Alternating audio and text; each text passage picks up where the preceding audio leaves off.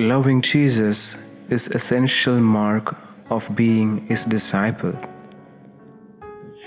In the first letter of St. Paul to the Corinthians, from chapter 16, verse 22, we read, "If anyone has no love for the Lord, let him be accursed."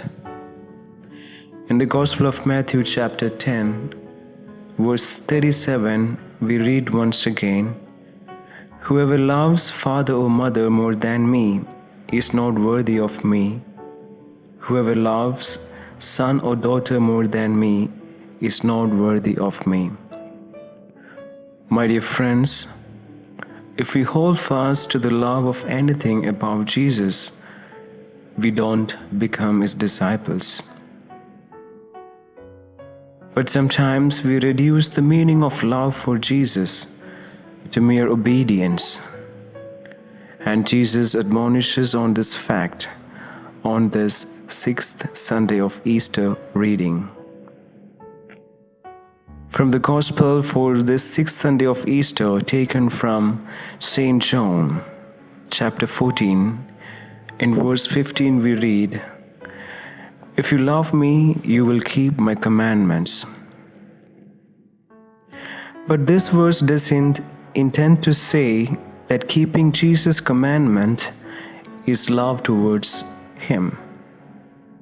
But instead it says that keeping his commandment must most importantly result from love we have towards Jesus.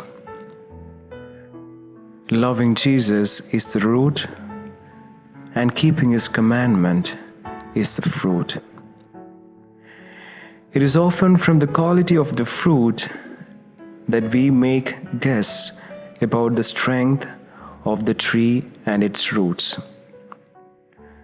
The Word of God reminds us that the good tree always produces good fruit, and the bad trees bad ones. The good tree presupposes good and solid roots, whereas the bad one has feeble roots and ends. The root and the fruit are not the same always. My dear friends, love is something invisible and inside, just like the roots of the tree. It is the root that produces the visible fruits of different shapes, colors, and smell. So, my dear brothers and sisters, the love we have for Jesus as the root must produce the visible fruits of loving and caring our brothers and sisters in need.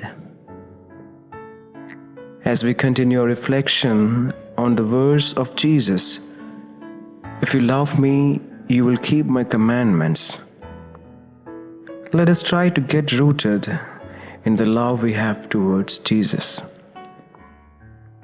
Let us admire Jesus Christ more than any other. Let us enjoy his ways and his words more than we enjoy the ways and words of anyone else. Let us seek his approval more than the approval of anybody else. Let us trust his words more fully than we trust what anyone else say. Because loving Jesus is essential mark of being his disciple, and it is the mark of being a beneficiary of God's grace. God bless us all.